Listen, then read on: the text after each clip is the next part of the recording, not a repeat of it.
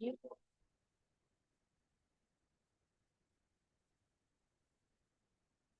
right, welcome everyone to our December 20th North Middlesex Council meeting. Roll call, everyone is here. Councillor Nerda is joining us on Zoom. I understand you're not feeling too well, Sarah. Hope you're feeling better soon. Thanks for joining us. All right, disclose your pecuniary interest. Anyone have any?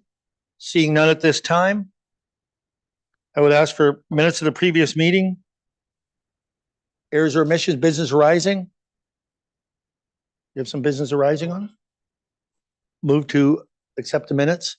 Councillor Irwin and then Councillor Keogh, all in favor? Carried. Thank you. We'll start right into delegations. And our first one is Ellis Craig 150 celebration. And John, coming up to present it. And we would just ask you to turn on your microphone so that it goes out, streams out. There we go. I'm going to take this off. We haven't nestled with this thing. I've got a bit of the sniffles today, so just to be safe. My name is John Momborcat, and I'm the chair of the Ellis Craig 150th Anniversary Committee, 1874, 2024. And it's going to be an exciting event for Ellis Craig. For those of you who are around for the centennial in 1974, I understand it was a great event, and we're hoping to replicate it as well. So we'll be, if you go to the next slide, what we're asking council for today, or at least in the budget process, are two things. The first one are marketing supports to be able to support the Ellis Craig 150 and to be able to integrate people into it. That would include banners, street banners, pole banners, signs, volunteer items for t-shirts, things like that, which are all laid out in the budget request, and as well as social media. But the second thing that we're doing, which I think is quite exciting, and I will say that the committee has been meeting since September. It was an organic committee that was formed of a number of different organizations in Ellis Craig. And what we did was we decided that we would proceed with a 150th anniversary celebration. And we were going to look for different events to be able to highlight that. And the second thing that we're asking for is a new event that we hope becomes an annual event, which is a Scottish Highland demonstration games. Hopefully at some point, regular games on the Scottish Highland circuit. And this would certainly play in with Ellis Craig's history and heritage. And it would also be a way to revitalize Gala Days and also put Ellis Craig on the map, as well as North Middlesex from the standpoint. Could you go to the next slide, please? Where we see the impact of Ellis Craig 150th is basically three areas. The first one, which has been a major concern, and I must admit, I've only been a resident of Ellis Craig since June 1st. So that comes into play because I'm one of the people who've been attracted to this. And the new housing development in the Ellis Craig community, that has been a focus of some concern. How do you integrate those folks into our committee or into our community? And, you know, one of the things that we don't want to be is more like Ilderton, where we have gated communities that aren't actually integrated into the downtown and the rest of Ellis Craig. So that's one of the things we're hoping comes out of our AC 150 celebrations. The other thing is tourism and promotion. Things such as the Highland Games are very popular. And to bring back, you know, the Gala Days and all the other events surrounding 150, I think will be extremely beneficial for the town and community. And then the other one, as I noted already, is the future addition of the Scottish Heritage Festival to Gala Days, which could be on the provincial Highland Games circuit. By having Gala Days, which is now being moved to the last weekend in July, there was a conversation between the community and Gala Days and 150 committee. And what we opted to do was to have our main celebration all on the same weekend. And the best weekend that we looked at was actually the fourth weekend in July. And ultimately, if the games are as successful as we think they are, that fits very nicely on the Highland Games circuit between Embro and Fergus and other communities are involved in that. The next slide. Oh, you've got it already. There, I don't even have to ask. We've been meeting with the Canadian Scottish Athletic Federation, and what we're looking at are demonstration. And the difference between a demonstration game and one on the regular circuit is it's not the athletes' scores don't go into their international rankings. However, they like to do these as a way to test out their skills, but also to engage in competitions that they may not be fully familiar with. So what we're looking at are 5 heavy demonstration events: a caber toss, a sheaf toss, a stone put, spin around and weight for height, and a hammer throw. And if you did see the video that we have up on the screen, you'll know what I'm talking about when you see that. As you know from that video, these things can be whatever you want them to be. And that's one of the reasons why we wanted to do the demonstration games. Because in talking with the Gala Days Committee, which, by the way, the chair of the Gala Days Committee is actually also the co-chair of the Alsa Craig 150 Committee. What we wanted to do was to make sure that our opportunity to be able to integrate the community as much as possible in the activities would be honored. And you can do that with the demonstration games that you saw in the video. We also will have the athletes, bagpipers. Actually, we have 2 pipe bands that are already interested, the Forest Pipe Band and the Fire Department. There may be some others that may come forward too.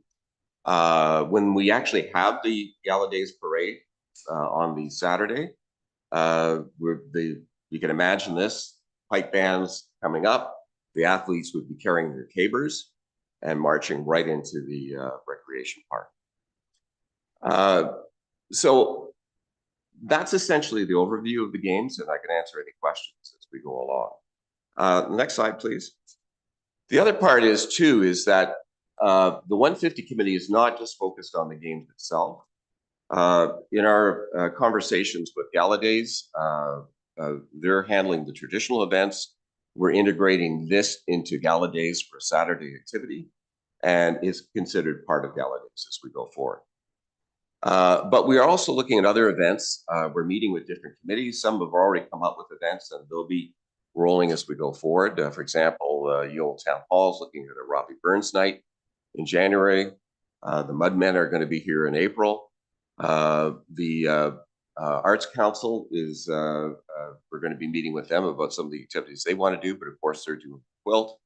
Likewise with the Historical Society, they're planning some walks and talks and possibly some tours in some significant buildings. The games are on the 26th, 28th. And one of the things that we're really wanting to focus on is at the end of November, as long as the timing still hold, that's when Colonel Jamie Hansen of Brinsley and Elsa Craig will be orbiting the moon. And so we're working through the town to be able to set up a moon evening, a moon event at the Recreation Center where people could participate and perhaps even talk to Colonel Hansen as he's orbiting. And last but not least, the ones that we know of now is that the Yule Town Hall is actually organizing a special 150th anniversary murder mystery dinner, which will be based on a historical event from Elsa Craig's past, possibly the fire, like who started the fire, basically, and 1923. So thank you very much for your support, and I'll be happy to take any questions. Thank you very much, John. Questions from council? Councillor Cornelison. Thank you, Mayor Rob.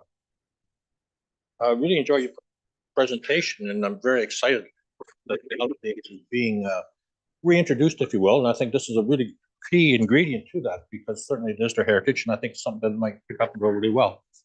A couple of questions I have for you, though. Where are the games going to be held? Will they be held at the community center? And is the space large enough to accommodate them? Yes, actually, the Federation did take a look at it. They said it is large enough. Actually, they do prefer ballparks because of the fencing. They do need some construction fencing to go around the field as we requested in our budget, which is a little different than the regular fencing that the town might have. But we have talked with the town, and they basically said that the field's fine. It's not like we're putting a plow or anything like that through the field. It's basically some dents that can easily be fixed and repaired. Great. The other question I have is there a cost associated with the bands that you were talking? Is there a fee for them to come? Yeah, there will be. And one of the things that we're hoping for, because of course, we're not entirely certain yet of the full final cost on it, but things like bands are actually a good one for asking for a community sponsorship. Their fees are generally about $700, and that fits well within community sponsorship. Depends upon where they come from. It might be up to 1,000, but generally, I know the forest band looks at between 650 and 750, depending upon where you're going. And one of the pieces that we're kind of excited about, actually, I'm a member of the Legion, and I just was appointed the 150 coordinator for the Legion. There you go. But the Legion's interested in doing a wing night on a Friday night, and there's a possibility that the athletes actually showing up, so in their kilts and their regalia, and doing whatever they want to do that night. Well, I'm glad you brought up food, because that's my final and last question. Because I'm really excited about the Scottish heritage. I think it's really appropriate for Elsa Craig for sure. Because Elsa Craig means large rock or something, doesn't it? It actually translates from the Gaelic as very raw. Okay. There you go. So my last question is, will you have any Scottish cuisine there, like haggis? Well, yes, possibly. We can probably get some canned haggis from somewhere, but I know we're going to start with that at Robbie Burns dinner. I'm kind of excited to see what they're going to come up with, because we just don't know yet. But one of the things about these events that we're finding out is there's a whole culture that goes around them. Mm-hmm. And so if you can get something on the circuit, then there are stands. I actually, believe it or not, out of the blue, I've already had requests from coming out of the blue for displays, and for community food and everything else. So Right. we'll figure it out as we go along. But right now we're still in the early stages of it. But our coordinator, our Charlene McNair Kessel, is she's into it. She knows the people, and she's focused on getting it done. Well, great. I'm really excited. I hope I wish you nothing but the best. Thank you. Appreciate that. Other questions? Councillor Irwin. Thank you, Your Worship. Through you, first, thank you very much for the presentation. I did attend a few of the meetings to date, and I can attest to council there is considerable excitement in the community for this. And I also know that if we go back to the second last slide, it is a bit of an emergent design. There's many other groups who want to participate. Mm-hmm. They're not on the list yet, but I think the committee said that they're going to try to brand any event that year as a 150. Yeah, and that's one thing we're trying to encourage right now. I know, Your Worship, we've talked as well about the car show, for example, how that could actually become part of the 150 celebration. Even if it's just branded as that, it's just to keep, the news spreading out as we go forward. And one of the things that we're particularly interested in is making sure that when we do focus on vendors and other things like that, we're really focusing as much as we want to make sure there's an opportunity for people to get out there and be known. And that's a big part of trying to integrate the new community into the current established Elsa Craig. Follow up? Your Worship, if I could just take a moment to enlighten Councillor Cornelison here. Elsa Craig is an island off the coast of Scotland with a special kind of granite that every curling stone in the world comes So it's a rock. from. Granite. Curling It's a stone. granite rock, yeah. Okay. Very rock, yeah. And if you want to, I'm starting to use this as my emoji, a little fairy and a curling stone. Very rock, that's also, there you go. Any other questions from anyone? Well, and I do know this is a work in progress. And It is. touched on the car show and those type of things. And I think any event that goes on to help brand it with the 150 will be just that much better. I agree, Your Worship. So thank you very much, John, for your presentation and also for your efforts into the committee for making this happen. Thank you Okay, very well, much. thank you. I appreciate that. Thank you very much, Council, Your Worship, ladies and gentlemen. Thanks, John. Have a good evening. Our next delegation is a Sunset Community Foundation. It's Lisa is coming up. Sorry, I just have your name on the presentation. Lisa, if you'll introduce yourself, please. No. Oh, yeah. Well, actually, son. Okay. You're on. Lisa is actually not feeling well today, so Oh. she's not here. So you have myself. So I'm Charlene Mashley, and then with me is Pete Jansen. So Welcome. thank you very much. So yeah, Honorable Mayor Ropp, Deputy Mayor Hodgins, and councilors, thank you for the opportunity today. As I mentioned, I'm Charlene Mashley. I'm the chair of the board of directors for the Sunset Community Foundation. I actually grew up on a farm here in Park Hill, just north of Park Hill.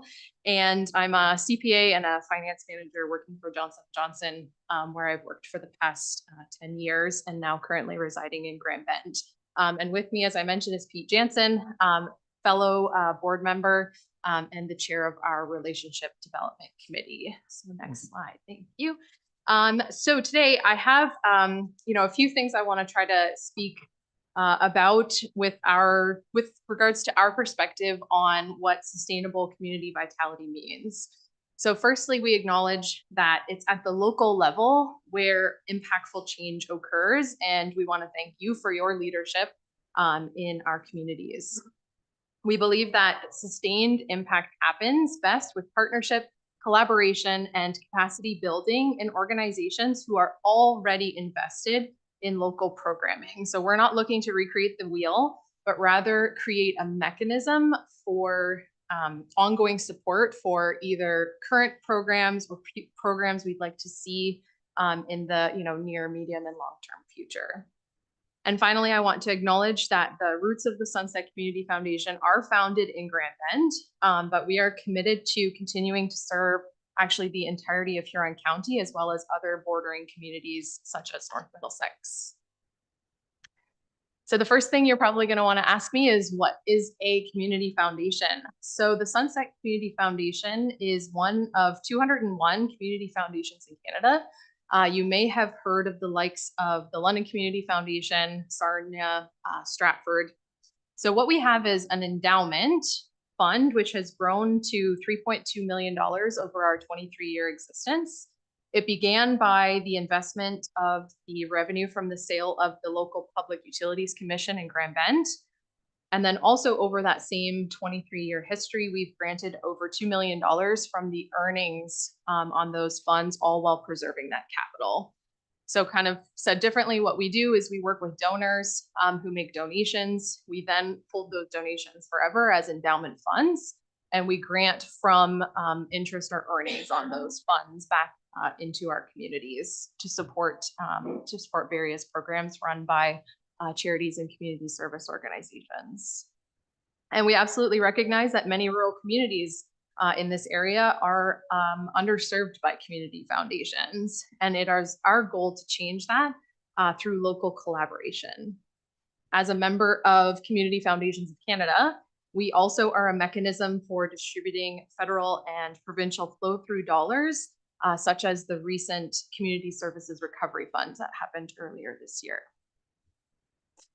Okay, no doubt this list of areas of interest is one that's familiar to you and likely embraced here in your chambers. So our focus is all about local impact, because community vitality means different things to many. It depends on your perspective, the needs of your communities, and what you hope for your next generation. So we look to partner and collaborate with organizations and municipalities to better understand your core needs and issues as we all bring important voices to the table. So here's just a couple of grants we've made over the last few years to organizations who actually are already serving the residents of the municipality of North Middlesex. Most notably last year, we granted to the North Middlesex YMCA to support some of their children's programming in the summer. You may also be familiar with Big Brothers Big Sisters of South Huron, or Jessica's House, who also provides services to residents in this area. So generally speaking, our granting process, so charities make applications to us during our kind of granting application cycle, which runs once a year, for programs that they plan to run in the next year. We then have a committee of community advisors of the various community funds that we hold, who then have that very difficult task to review those applications, because the asks for funding are always far more than we have. And then we ultimately through a documented like assessment matrix and rubric, and also through community conversations, make those grant application decisions. Impact investing is an area of interest of ours as well, but in the interest of time, I'm actually going to quickly jump over this slide to South Huron Vitality. So we're actually very proud of the South Huron Vitality Fund, which was created in 2019 through the leadership and forward thinking of the municipality of South Huron, who chose to focus the municipality's budgeted funds to more long-term philanthropic impact. This fund is overseen by a local advisory committee with engaged representatives from South Huron who help advise us on the local needs. The South Huron Vitality Fund is also accompanied by several named family funds, as well as different scholarship funds. We see this as a model for future growth. Municipalities can initiate a fund under the foundation, and it can create sustainable funding for local needs rather than granting annually from the operating budgets. We also take the politics out of granting and put it into the hands of community leaders and advocates who know the community needs. We also alleviate the administrative burden of the granting process. And we actually operate in a quite cost-efficient manner, seeking to keep our operating costs at or less than 2% of our endowment. Next slide. So I spoke briefly about how we are a mechanism for flow-through funds. So this is just a few examples of the last couple of years of different flow-throughs that we've done. Flow-throughs that we've done. Okay, so a little bit about our structure and how funds work. So all funds are ultimately created by a fund agreement, which details its advisory group, focus areas, length of the fund, designation of successors, etc. A fund or fund holders may be hands-on or hands-off, and all funds are ultimately managed by the Sunset Community Foundation, overseen by our finance committee through strong investment and finance policies. Typically, it all starts with a community fund. This fund is comprised of donations, large and small, from a variety of sources, such as individuals, corporations, families, and municipalities. And within the community fund, you can establish a named fund. Field of interest funds and designated funds enable donors to provide more direction on where they would like to support in perpetuity. And a donor advised fund enables a donor to have more hands-on participation, and someone can start a donor advised fund with a minimum donation of $50,000. Okay, so how can we contribute? So it comes down to time, treasure, and talent. So first, we acknowledge the volunteerism of subject matter experts from finance, trust companies, businesses, and social organizations who contribute their time and talent as volunteers on our various committees. And in terms of treasures, those are the types of things you would expect: cash, the donation of securities or life insurance, and bequests are also quite common. As a charitable organization, we offer many tax benefits as well to our donors, such as avoiding the capital gains tax through the donation of shares. So I appreciate that what I gave was just a taste of what Community Foundation offers and how we may be a partner locally to impact and affect community vitality. So I hope today that I at least made you aware of what the Sunset Community Foundation is. And you could also help steer potential funders towards us, identify potential collaboration and partnership, and maybe, invite us back to sit and speak with you in more detail if that would be of interest. So, we're committed to serving the communities of North Middlesex, and thank you for your time. And again, thank you all very much for your service to your communities. And Pete and I will take any questions you have. Thank you. So questions from council? Councilor Knellison. Thank you, Mayor Rob. Thank you for your presentation. I found it interesting, although somewhat confusing. Are you here to give us money or to get money? I would say that my primary ask would be to get money either from the municipality or to connect us with those who might direct us for potential donations, because really at the end of the day, to initiate the granting process, you have to have a fund to start. So really what we're looking for is to generate more funding, to create a fund that would be dedicated to surveying North Middlesex, as opposed to now currently it's probably by association. We recognize there's, even though Grand Bend you wouldn't sort of naturally think of as a bit of a crossover, but a lot of the charities in this area cover like such huge areas, like the Huron Food Distribution Center. Well, that leads me to my next and final Yep. question. Just to clarify, so if North Middlesex were to contribute or donate to a fund, would those funds be strictly available to people or businesses and charities in North Middlesex, or would they also possibly go to South Huron, like Big Sisters and Brothers and all that? Is that possible? Yeah, it's definitely like up to, when you start a fund, you'll detail how you want to see those dollars spent in a fund agreement. And then also, depending on how you would like to see those funds used, you can also form a committee around it to really ensure like the governance over that process.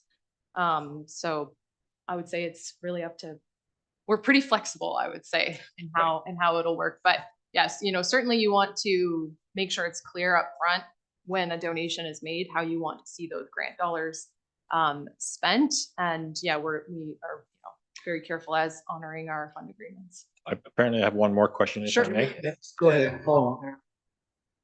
Example is South Huron, where they basically have given the Community Foundation funds, and now they have a community committee that on an annual basis will do their own advertising for anyone, charities that are looking for funding, and then they decide in their community who gets that money. So that's kind of a model that if there's enough interest in North Middlesex to start that fund and to get their own community group together to help do the granting and the relationship development, the Sunset Community Foundation does all the background work, like the finances, the investing, the tax receipting, and all that work, where North Middlesex can kind of form their own. And that's really our longer term vision, that the communities take ownership to some degree. Okay. And so I would assume that you were personally, or the organization is funded through administrative costs of administering these funds. Okay, that's my final question. Thank you. Yeah, we only have one part-time contract employee. Otherwise, we're run completely on volunteers, and we run a very tight ship. Councilor Nerda. I just want to say thank you, Charlene, for your presentation today. I really enjoyed it. My questions were answered in your presentation, and through Councilor Cornelison had asked my questions. But I just want to say thank you for your presentation. It was quite enjoyable. Hey, thank you, Sarah. Councilor Daigle. If I recall from your presentation, a minimum startup of a fund is 50,000. Yes, if you want to, well, I would say the field of interest for the donor, the other one, the field of interest fund or the donor designated funds start at 35,000. So this is where you can really document how you want to see the funds spent. But then you would, I mean, at the end of the day, we'd still want to create a committee around it if we're starting a new community fund, especially in North Middlesex. But then it would be kind of trusting the foundation and committees of the foundation to oversee the granting process. And then once you get up to the 50,000 area into a donor advised fund is really then where we would not make any granting without kind of the approval of the donor. Deputy Mayor Hodgins and then Councillor Irwin. Thank you, Mr. Mayor, and to Charlene. You mentioned about a time cycle for asking for funds. Approximately what time? When is that? The spring, fall, and how long? Like, I mean, do you give 2 months for her to ask and it's cut off, start another year? Yeah, that's a great question. So our South Huron community fund group runs a granting cycle in the spring. So their application deadline is April 1st.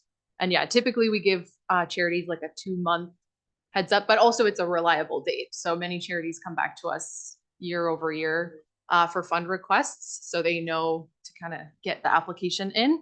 And then our, what we call our Greater Grand Bend area fund group is a September 30th deadline for applications. So I would say it actually probably makes it a bit easier if the dates were the same, but you know, we can set something that makes sense. Yeah. Okay. Councillor Irwin. Thank you, Your Worship. Well, one question was just answered, and that is if your funding is project-based or ongoing. But then looking at your website, I can see that recipients receive the funds almost every year. So I guess my question then is, what's the current rate of return on your investment funds, and what's your payout percentage? Is it around 4 or 5%? Yes. So we are bound by the CRA to distribute 3.5. But we typically strive to go closer to 4 or 5. Our return rate the last few years have been very tough. We've actually suffered, you know, losses like many on your investments. But before that, it was typically in the 6 to 8% range. Yeah. Any other questions? Councillor Nerda. I just have a question. Thank you, Mr. Mayor, of how are funds distributed? Do groups come with a certain ask? Say if they came to an ask of $2,500 for a program, do you give them $2,500, or would you give them say $1,000 to cover partial of their project? Or how does the granting process works? Is it percentage? That is a great question. So I would say over the last few years, it's been a trend that we've received asks at probably triple what we actually have available to grant. So we do our best to you know, spread the dollars as best we can. But we do, each charity submits a budget along with like how they plan on spending those dollars.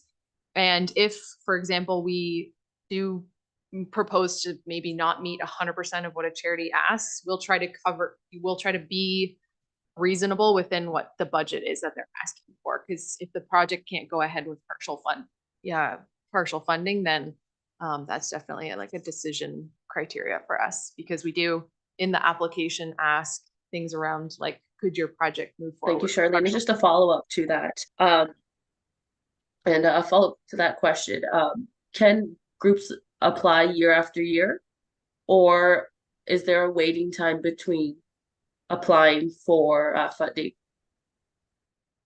Yes, so you can charities can apply each year for for what could be the same project or for a different project each year. We have in the past entertained multi-year commitments, but just because the market hasn't been so stable in the last few years, we've been hesitant to make those commitments because we aren't sure what kind of granting dollars we have available. But these are the types of things we're, you know, quite flexible in based on how the community wants to see the dollars spent. Okay. Any other questions from council? Seeing none, thank you very much for coming and thank you for your time. And thank you so much. Thanks again for your time. If anyone is interested in a personal something, I'm gonna leave some brochures here. okay. All right.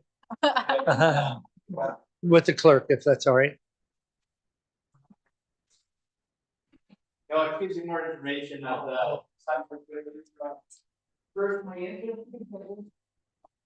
Thank you.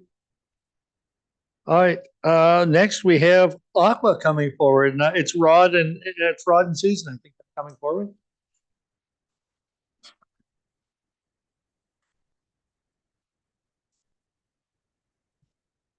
Good evening, Your Worship, members of council and staff.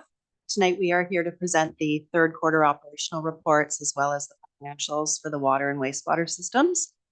Before we get into that, I just wanted to say that Rod, Renee, and I are very happy to be here tonight to celebrate our partnership with you.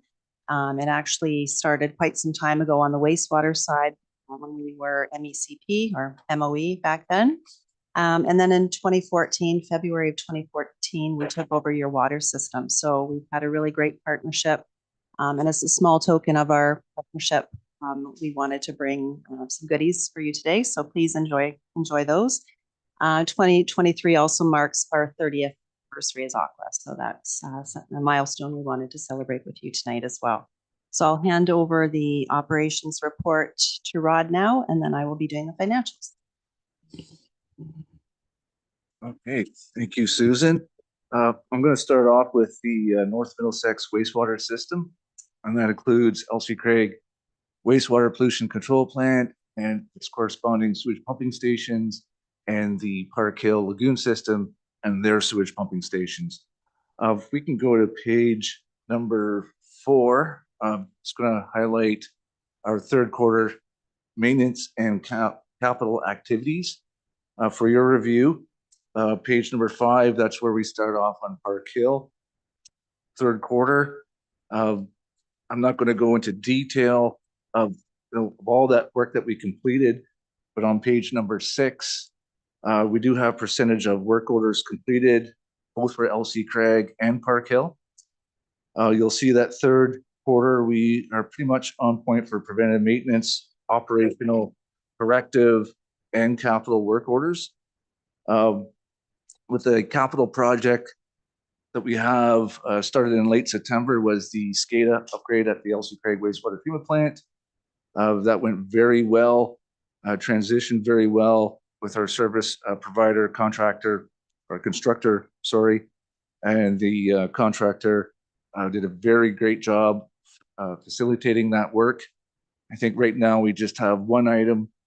We have a blower that for whatever reason, we're not too sure, decides to switch duties on its own. So we're still working on that, and I hopefully by the new year we'll have that corrected.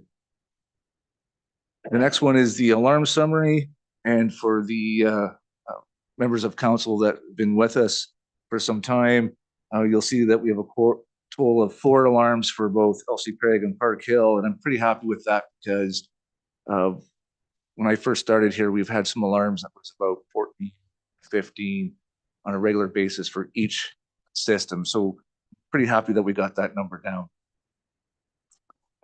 If you go to page 8, we have our performance assessment report for LC Craig. Has all our objectives and limits. I'm not going to go into detail on that one. Page 17 of 26 is the Park Hill performance assessment report. But if anybody has any questions on either system, I'd be happy to answer those to the best of my ability.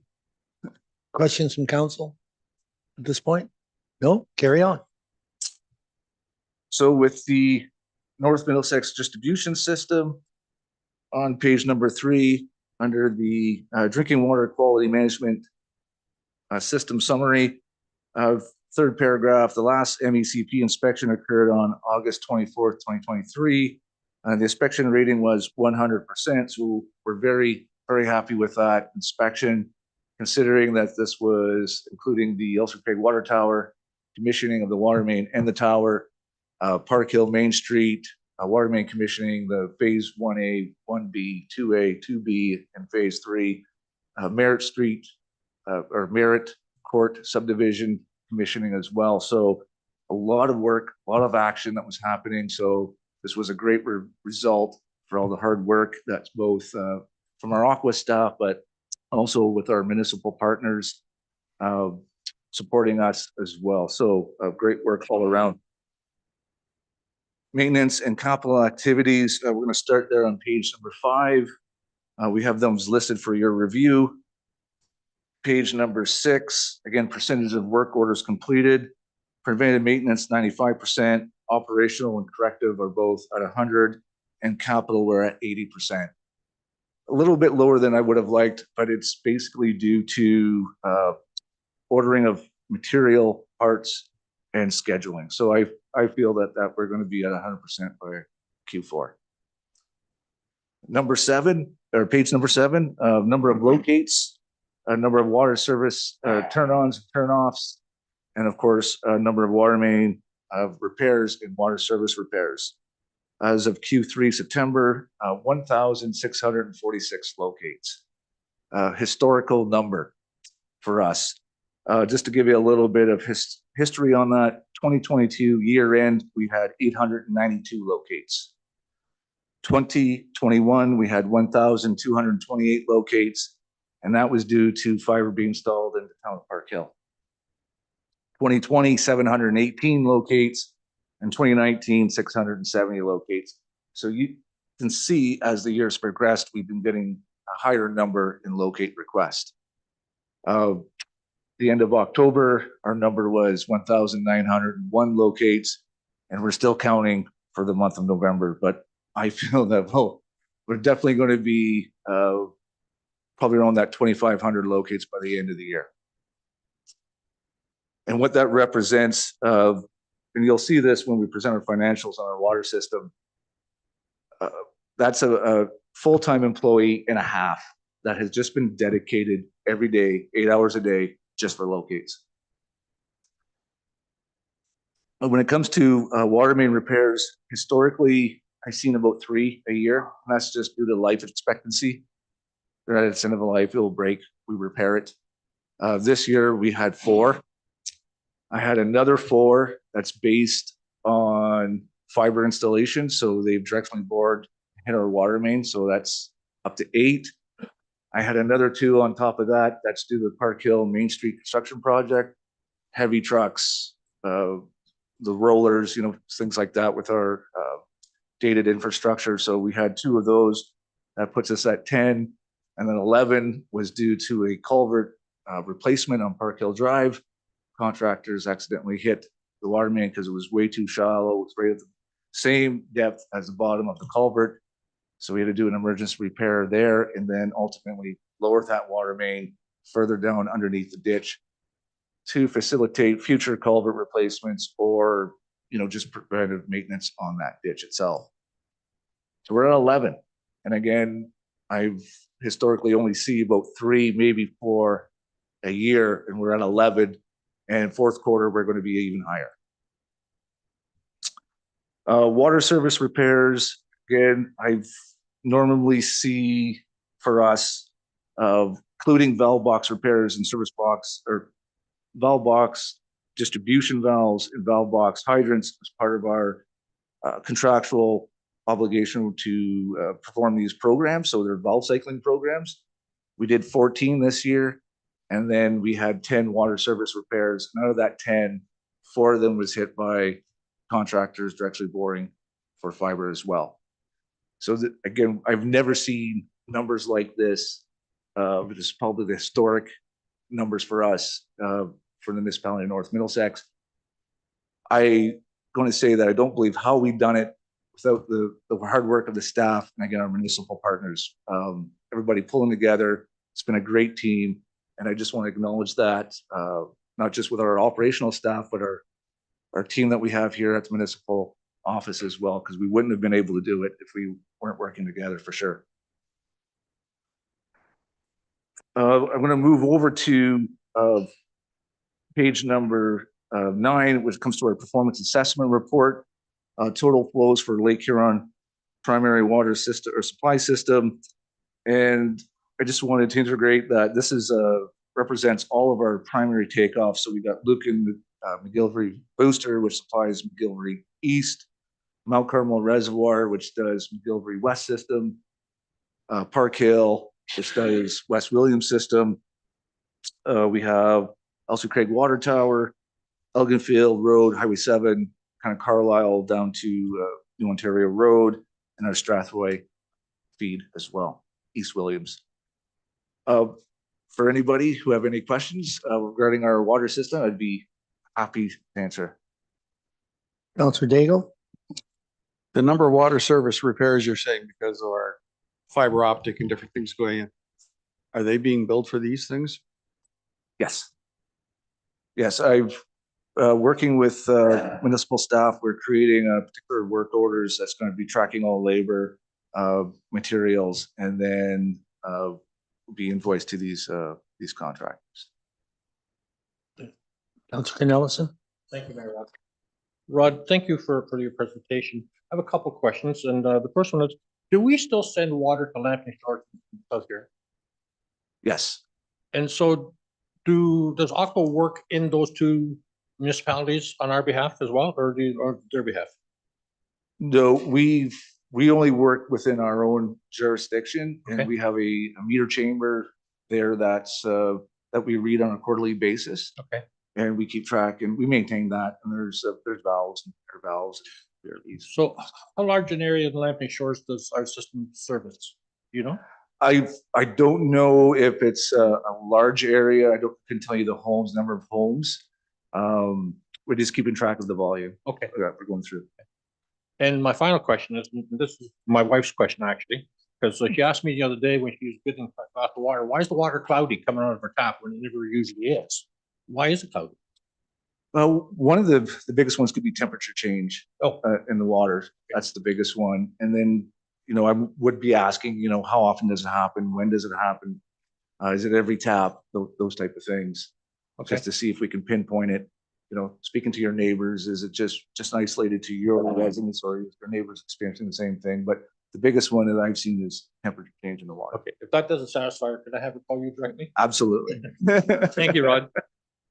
Yeah, I think that's a good one you can take offline and solve them. Councillor Daigle, you had a follow-up? Just to continue on what Councillor Nielsen said.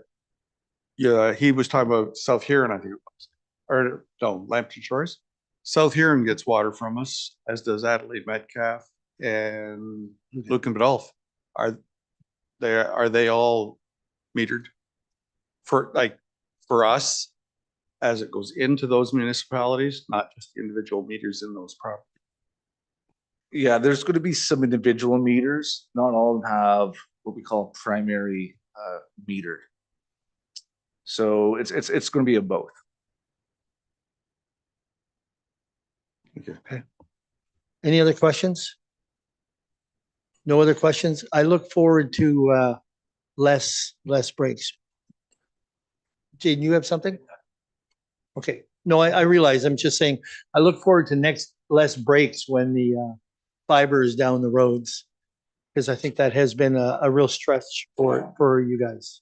Yeah, everybody in our group will be happy when fiber is down.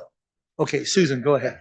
Okay, so in terms of the financials for Q3, we'll start off with Elsa Craig, so first on our list. So we came in under by about $7,100, and this was mainly due to the sludge budget, which would be recognized in Q4. That's when the sludge is applied. For Park Hill, we also came in slightly under. This was mainly the salaries and benefits category, so under by about 2,500.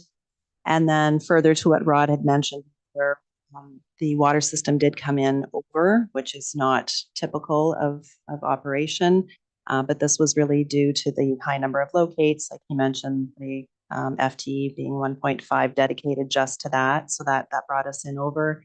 And also a number of repairs were completed, which Rod did speak about.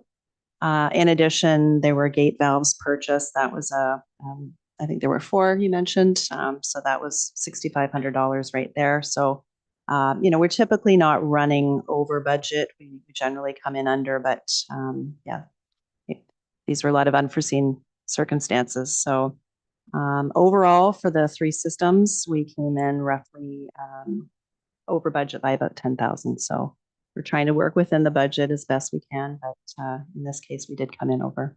So that concludes my financial report. If you have any questions, I'd be happy to answer them. Thank you. Just before I turn it over, I would they're showing that'll change the one on the water will change when we see some income, not on your budget, but some income coming back from those locates. So, questions? Councillor Daigle, you had your hand up? On the Elsa Craig sewage plant, you said we were in the good, shall we say, by 7. But if we take the 15,000 out, we're over by about 8,000. Is that, there's some reason we're over that much on, So, yes, so to answer your question, the salaries and benefits, we were up slightly, but I imagine for Q4, we'll probably be coming in closer on that category. However, I believe we came in at about 21,000 for the sludge. So we will be likely over slightly, depending on where we come in on the salaries and benefits. So, yeah, unfortunately, I can't answer specifically where we'll be coming in, but hopefully closer. thank you. Other questions? No other questions? Seeing this all, thank you very much and congratulations on the 30 years to Aqua and look forward to continuing working together. Thank you so much. I can just see the Aqua marching pipe band going through Elsa Craig in July. That's just a thought. Yes, with our water Anyways, fill have a- station. Thank you very much for coming. Have a good evening. Will do. Blue and white ones. I've Thank- seen you wearing a lot of different costumes, Rod. Thank- Anyways, thank you. Thank you very much. Thanks. All right, we'll get into our first department report, and that is tandem snowplow. Jaden, you must be doing that one. Oh, sorry, Vance, you're sitting there so quiet. Sorry about that. Thank you, Worship.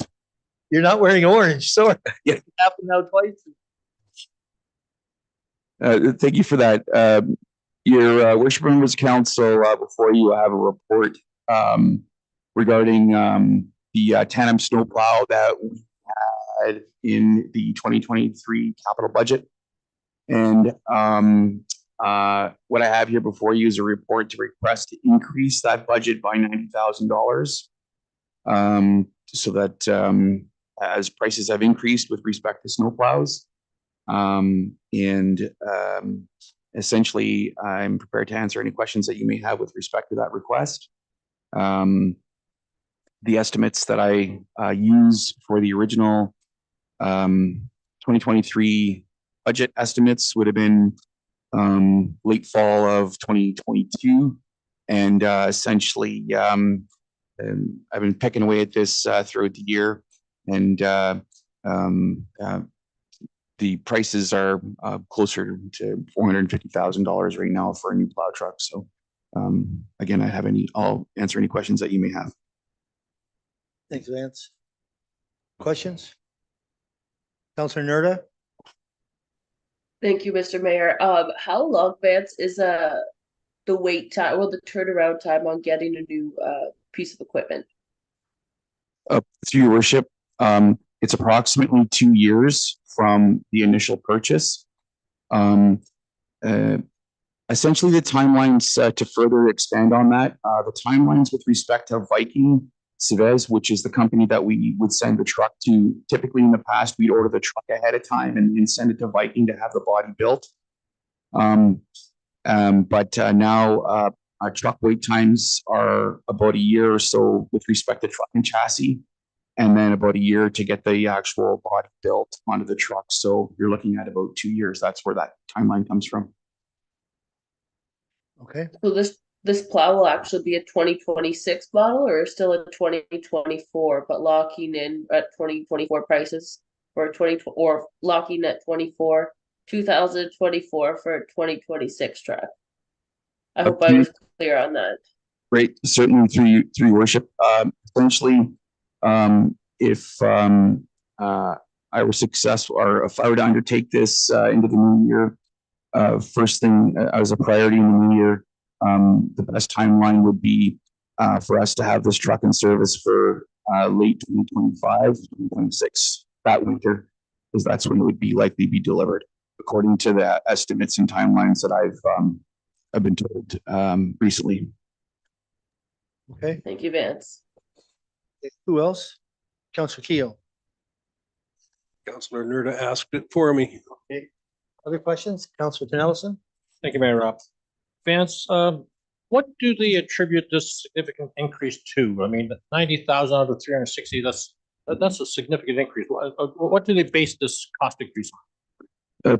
To your worship, as far as I can tell, from what I've been reading and what I've been through consultation, it's essentially parts and labor shortages. They're experiencing that in the United States as well, with respect to delays for production. This is a problem that was sort of heightened during the pandemic, and in the truck industry, there hasn't seemed to have been any sort of, for lack of better terms, get back to normal with respect to timelines, and that's why. I mean, again, the body installation and so forth, the timelines have slightly increased, but they're still pretty decent. But when it comes to sourcing truck and chassis, that's what the timelines are. So is it a specific truck and chassis that we're looking at? Like, are there more economical units out there that it might be available, or is this the best one that there is available, economically speaking? Through your worship, the units that I have in my in the estimate that were provided to me are essentially economically, I'm thinking that's about as good as it gets. The 3 units that were provided in the quotation are essentially they're a task specific truck. They're going to have a front forward that's set back, and will have in excess of 20,000 pounds to handle the front snowplow equipment. There's not many other trucks out there. I mean, between them and say cement trucks or trucks that are carrying massive weight on that chassis, or that's the way that they're spec'd. And so those are the prices. Thank you, Vance. Counselor Keel, then Counselor Daigle. Thank you, Mayor Rob. With respect to Vance's comments on this, Viking Sieves is kind of a unique, and they do have a niche market. They are about the only manufacturer without going to Quebec, where snow is quite prevalent. But in order to have accessibility to parts readily, Viking Sieves is the only company in the area. So with respect to that, I do have to say that it is a niche market. Okay. Thank you. Counselor Daigle. On the truck, from the time the 2023 budget was done to now, we've gone up 33%. 2 more years for the truck to come. Is it going to be going up more, or are we going to see another 33 to 60% increase before this truck ever shows up on our porch? Through your worship, I wouldn't be able to 100% answer that question with respect to securing pricing. However, my approach to this is this time around is somewhat different in order to avoid that situation. So my approach to acquiring a truck this time, as opposed to sourcing with the truck and chassis first and then sending it to Viking, my approach this year is going to specifically deal with Viking. They are completely hand in hand and very, very much in touch with the truck and chassis manufacturers, and have as a strategy, I thought that would be the better way to go, because they would essentially know what's available better than I would. The goal through that whole strategy would be to try to secure that pricing, so that even if the truck does take as long as it takes, that we could secure that pricing. That being said, in my discussions with Mike cohorts and colleagues and municipalities, neighboring municipalities, that was definitely one thing that I learned later in the year in 2023, that they experienced that exact thing, where trying to get truck companies to actually quote a truck chassis and actually stick to that price was difficult to do. And I harken back to most recently, some of my capital purchases, although the increases were not significant, I did experience that just over the course of, say, like 2 months. So it is out there. So like I said, the goal would be to try to work with Viking, get a truck through the canoe program, get a truck sourced, get a price secured, and then to your question, Counselor, make every effort to get that price secured so that even if the truck does take a year, that when it does roll off the assembly line, that we've got a secured price. Okay, Councillor Irwin? Thank you, Your Worship. And actually, that last comment from the Manager of Public Works leads into my comments. And they're more general than this specific item on the agenda currently, though it does relate to it. Looking at our capital budget 2003, when we did estimates, we seem to be off in a lot of areas. No one's fault. I mean, it's the market. I'm really interested to see where that will flow through before we get into 2024 capital budgets and what that's going to cost us. We're spending more money this year than we anticipated. What will be our reserve funds? I'm not going to ask tonight. I know there's some work that probably has to be done. Calculate that and what's going to be the long-term impact on it. Because it seems that we're into a period of uncertainty. I'm not sure when that's going to end, but it's going to have, I think, some budget implications maybe for the rest of the term of this council. Thank you. Councillor Nerda? Vance, are these prices in Canadian dollars or US dollars? I just see here it says pricing subject to change due to US exchange rate at time of order.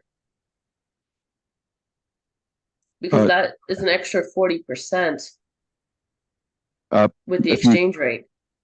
Through worship, that's a very good point. These are Canadian prices that are quoted here. However, that is a very astute comment that they are definitely going to be affected by the U.S. exchange. Okay. Any other questions? Thank you, Vance. All right. The only thing I'm still wondering, especially things like snow plows, because people buy tandem snow plows. For the most part, they're similar. And it would sure be interesting to know if we got together with other municipalities and we were able to do a bulk order, whether that would speed up the process, help the price. Just speeding up the process would help the pricing. That's just a question for the future. That doesn't change this year information on this truck, but that would be something that would be intriguing, and maybe the county even is involved as well, but with some of our neighbors, just going forward. So any other questions on this? We have a recommendation in front of us to increase the budget by $90,000. Moved by Councillor Keogh. Second by Deputy Mayor Hodgins. All in favor? Carried. Thanks, Vance. Thank you. Our next one is it's Ashley with the accessibility, 23 accessibility compliance. Thank you, Your Worship. So before you today is the 2023 Accessibility Compliance Report, which is an annual report provided to Council for their endorsement so that we can submit to the Ministry to go over our regulatory compliance features that a municipality of our size, which is under 50 employees, has to complete by December 31st of every year. Just looking for endorsement to submit the report to the Ministry. Thanks. Any questions on this report? Councillor Nerda? Just have a question. I can't load the report on my end, but I do remember seeing something that our website is 98% in compliance. What do we have to do for the 2% to make it in compliance?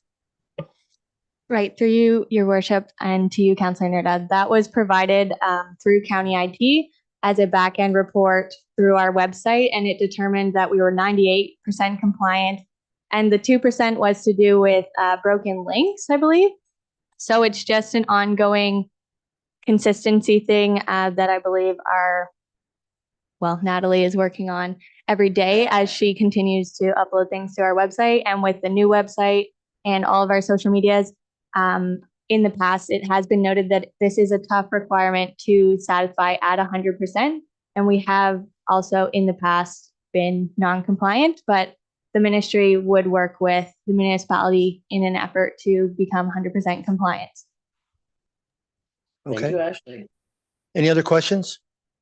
Seeing none, we have a recommendation in front of us to accept the report and direct staff to submit the report to the province. Councillor Daigle, moved by Councillor Daigle, seconded by Councillor Irwin. All in favor? Carried. Thank you. Our next report is from the manager of recreation facilities, the fire hall cost update. Mayor Ropp, members of council, this is the construction cost update that council requested. This is as current as mid-December. So council did award the project to K&L Construction for a cost of $6.454 million in late 2021. Since the start of the project, there have been 82 change orders so far, resulting in an additional $1.034 million to the project, cost inclusive of change orders. There still are some items to complete on this. It shouldn't increase the cost drastically. There's actually some that will bring the cost down. Fencing, we deferred to the back end of the project, if council remembers, because when we sent it out for tender, the construction cost of fence was extremely high. We still haven't got an invoice for that because they've just completed the work, but that will come back under the budgeted amount. And then in this report, I did outline all 82 change orders for council to see. So if there are any questions on any of the change orders, I'm more than happy to answer. All right, who wants to start? Councillor Knellison. Thank you, Mayor Rob. Brandon, who initiated all the change orders? Where did they come from? So the first few change orders came from us as staff and the municipality trying to lower the cost through deleting certain items. As we go along, obviously, like the winter heat change orders were stemmed from supply chain as well as contaminated soils. Those were unforeseen. As we went through the project, certain things like cross bracing, for instance, in our offices, like across at the hall there. When we saw the cross braces, they were in the structural drawings. They weren't something that were necessarily appealing to the eye, so we hid them with wall. Now, it wasn't in the tender drawings, so when K&L bid on them, there needed to be a change order to hide those, so that would be a small cost. The majority of the cost did come from the contaminated soils, and those contaminated soils pushing the schedule into the winter, and then because of that, we had winter heat costs, because this project was originally spec'd to be complete on December 23rd of 2022. We know that we were almost a full year behind. And a lot of those were unforeseen circumstances based on the contaminants and based on the supply chain. Part of it was when we did the redesign, instead of being able to order day one when K&L tendered the project or bid on the project, they waited 2 months for us to finish. Okay, this is what we want. Now we order. Well, if they're 71st in line now from Steelway to get the pre-engineered steel, it obviously delays the timeline. Compound that, and that's where we are. Some of the other things were missed things in design, such as there's a lint cleanout one that you'll see in there. The design had dryers basically venting out, and then somebody said, well, shouldn't there be a lint trap based on length of travel? Yes, there should. Change order. So. All right, thanks. All right, other questions? No other questions? All right, we have a recommendation in front of us to accept the report titled Fire Hall Project Update and file it as information only. Moved by Councillor Daigle, seconded by Councillor Nerda. All in favor? Carried. Thank you. Thanks, Brandon. Our next one is Brandon again, Fire Protection Services. Well, Mayor Ropp, members of council, this one is a request to go to tender for our fire protection services. Currently, we employ about 4 or 5 companies across the entirety of the municipality to do our emergency lighting, sprinkler systems, fire extinguishers, range hood cleaning, grease trap cleaning, just across the various facilities. We are looking to have council's permission to go to tender on procuring one one company to do the entire municipality. That includes Public Works Department, that includes the fire department, the extinguishers they carry on their trucks, and then hope for a bundle and save. And then it becomes one single point of contact for staff, and it should make us much more efficient. Questions? Councilor Keel. Thank you, Mayor Rob. Brandon, is there any cost savings to that? Seems that if it's just one company, it's a convenience level. Whereas if there's multiple companies, it seems to be a bit more competitive. If you have, and I know that it may require a little bit more work, but fire extinguishers have a tag on them from the company that services them. So it's just a matter of calling that company to come out and service them. You know what I'm getting at? Correct. Sometimes if you bulk stuff, it seems to be a convenience level, but it does come with a cost. We will be able to take the costs received and compare them to what we currently pay. If they are over, we don't have to accept any of the tenders. The thought is that because instead of doing one thing, you are bidding on a big bulk order, perhaps your margin goes down. So. Okay, any other questions? Deputy Mayor Hodgins. Through you, Mr. Mayor, to Brandon. Number one, you had 4 companies doing a list of things that you said. Is there, or are there companies now that do all 4 things that or 5 things that you need? They don't do it, or? There are, in consultation with other municipalities, they implore one. And that seems to be the going thing now. There's bigger companies that, perhaps our fire extinguisher company ends up getting subbed out through another company, but that company's the point of contact. So. Other questions? Seeing no other questions, we have a recommendation. Moved by Councilor Daigle, seconded by Councilor Keel. All in favor? Carried. Thank you. Thanks, Brandon. Our next one is Brandon, once again, score clock budget increase. So Mayor Ropp, members of council, this is an adjustment to a 2019 project based on cost increases. Council in 2019 approved staff to go forward with a center hung score clock. In going through that process, we realized that our structure could actually not handle a center hung score clock based on having some solar panels on the roof and being at its max capacity. So we were told by engineers that we weren't able to go with that method. Staff investigated other methods that we could carry on and do an upgrade, increase our service level to our members. Where we fell was with a video board similar to what Luke and Badolf did as part of Craft Hockeyville. That was basically the quotes were found in 2020 with COVID kind of shutting everything down. Staff kind of put a pause to the project. So this is staff bringing that back. Obviously costs have increased quite a bit to about 120,000 total now for the budget. We will be looking for sponsorship to help cover this cost. I know there's a lot of big companies we work with. We've also talked to minor hockey as well as the Parkhill Stars about contributing as well, as this will service multiple people. The other thing it does is it gives us an avenue to host events during the summer, such as perhaps a Maple Leaf second round viewing party, things to those nature. You can bring people in, and then that it's another revenue stream for us. But the most important thing I think is it is increasing our level of service to our residents. It does come with a price tag. I should note that to replace like for like, just putting the same score clock back up there would cost us 25,000, which is significantly lower, but it wouldn't increase our level of service. If council has any questions, I'm here to answer them. So. All right, questions? Deputy Mayor Hodgins. Through you, Mr. Mayor, to Brandon, and just to disclose to the rest of the council, I did have a discussion with Brandon today on just because it was kind of concerning $120,000. As to what, there was more questions. Number one, one of the questions I asked him, what was the size of the screen, which he just told me there tonight was 16 feet by 8, right? That is correct. There's a second screen. I didn't know about that one. That would be smaller, but be up by the inside up area, where you go, the goalpost area.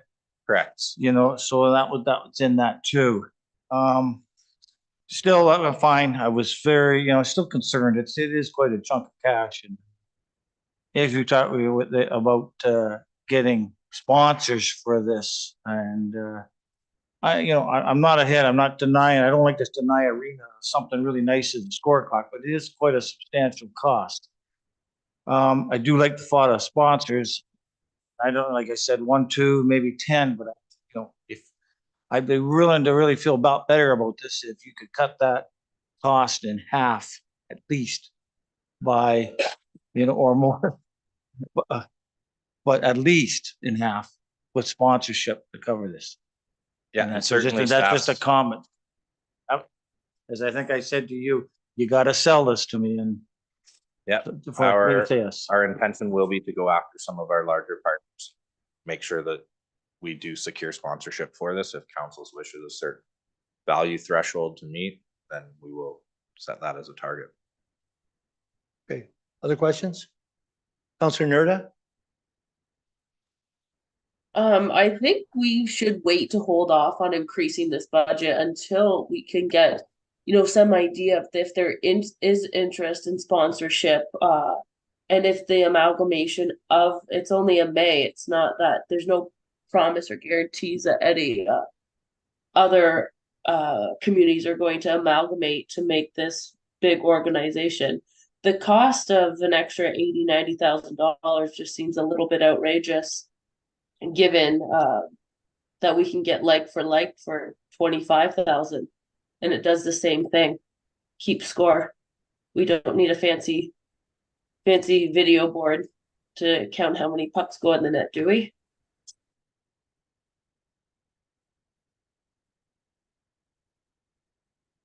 Certainly, if that is the will of council, we can go like for like. Other questions? Counselor Cornelison? Thank you, Mayor Rob. Brandon, just to expand a little bit on Councilor Nerda's comments there, what are you looking at in terms of sponsorship? Like, what's your best guess that you'd be able to raise, if you will? Well, I guess I'm hoping to be able to raise close to 50. Whether that's reasonable or not, I do know that the Stars have expressed interest in helping come up with these funds through their sponsors as well. They do want to turn North Middlesex into a hockey destination rather than just another place that people go to play hockey. So where that number falls is hard to say, but we can definitely set a target and aim for it. So What are your thoughts on Councilor Nerda's suggestion that we delay the approval of this purchase until such time as the sponsorship can be secured? So certainly if we head that route and we do delay based on a certain dollar figure, I would ask what happens to the funds if we don't meet that target. So if we set a $50,000 target and people contribute $40,000 towards it, what happens to that 40 if we don't make it? Counselor Irwin? Thank you, Your Worship. My question relates to, and it goes back to the increasing capital budget cost. How secure is this cost that you have given us today, and for how long is it good for? So it is based on about a 15% inflation from a number that I got. So I inflated it 15% based on where we fell when I asked for an updated price about 6 months ago. Follow up? Yeah, follow up. So my question is, and I'll just rephrase it. Will this cost be good 6 months from now, 8 months from now, 12 months from now? Because we're seeing escalating capital costs. We're asked, hold off, do some fundraising. This price is good for how long? So the price, if I got a number officially quoted to us tomorrow, would probably hold for 90 days. So the person who I've worked with on this, who provided us our last scoreboard, as well as our dressing room signage, that company basically said the 115 is more than enough right now. Now they've seen cost escalations in technology from 2020 of about $35,000 for their product. So where technology goes, The one thing is, when everything catches up, typically things fall in price with LED screens. TVs typically come down as newer technology comes out, but that doesn't mean that the manufacturer is still going to produce the same. They may be stuck on ordering a newer technology, which is more expensive. Okay, Counselor Nerda. Yeah, Counselor Nerda, go ahead. I think your believe she's screen's frozen. froze up, so go ahead. Deputy Mayor Hodges. Oh, you're back? Okay, go ahead. Counselor Nerda? Brandon, well, I don't have the draft master plan in front of us, but what does our master plan say within terms of an overall improvements on our arena? I mean, I would hate to spend 120,000 and for a scoreboard and then have to do a big overhaul on our arena only for this board to become obsolete, or have to spend another $120,000 for another board to fit the aesthetic or the needs of our new facility. So the master plan does speak to looking towards future arena upgrades at the back end of the 10 years. This scoreboard is panels, so panels can come down fairly easily and be repurposed. It's basically a giant television, and all the screens connect together and make one giant monitor, which therefore you can do essentially anything you can do on TV.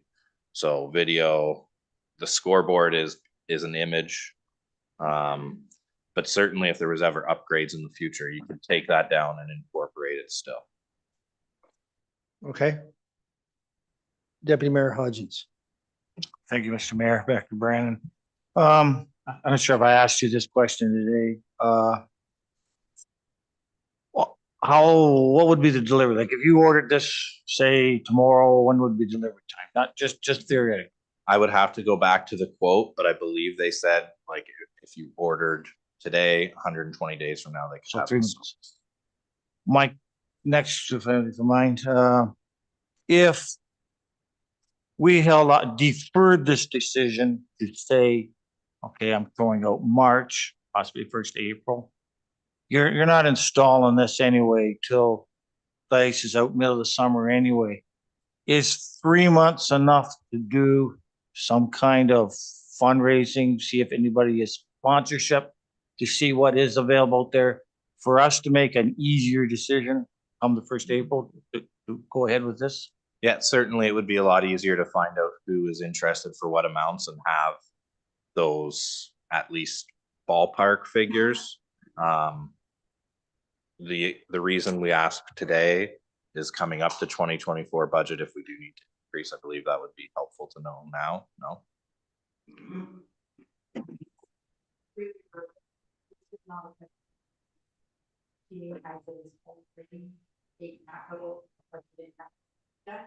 It would just increase the approved amount for that 2019 capital program.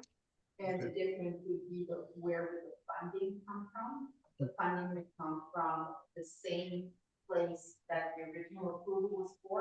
And in this case, it is our capital reserve. Okay. So back to today, at this point in time, we want but it is, I guarantee it is.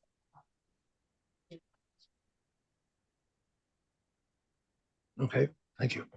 Counselor Keel. Thank you, Mayor Rupp. Brandon, this $120,000 proposed, is that including all the infrastructure related to putting this sign up, like wall bracing, hydro? Correct. Communication, that's all incorporated into that price? Correct. That's the labor to run the wires to the scoreboard, to the score clock, also to the computer system that runs it. It's all inclusive. That's bottom line. Yes, the screen itself is 45,000. The paneling. So the rest of that is bringing it up like 78,000 more. Yeah. What was that, right? Okay, thank you. Other questions? I'll comment. I don't want to see us spend any money on like for like. I know Councilor Nerda said that, but I wouldn't want to see us spend $25,000 to replace that scoreboard with another one like that. That's my own feeling. My question is how we finance, if we would decide to do this. I do have a question. Would some of this be able to come from the vibrancy fund on community? I'm not talking about $80,000. I'm talking about some coming from vibrancy.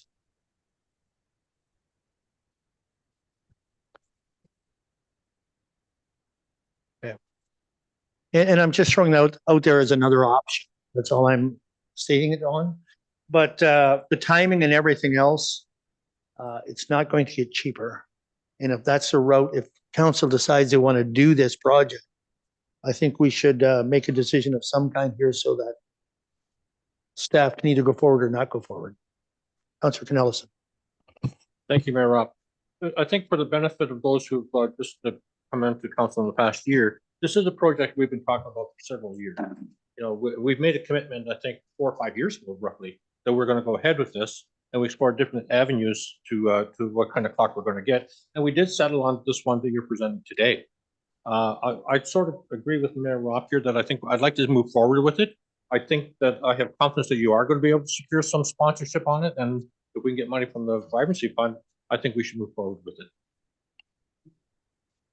Other questions, comments on it? Councillor Daigle?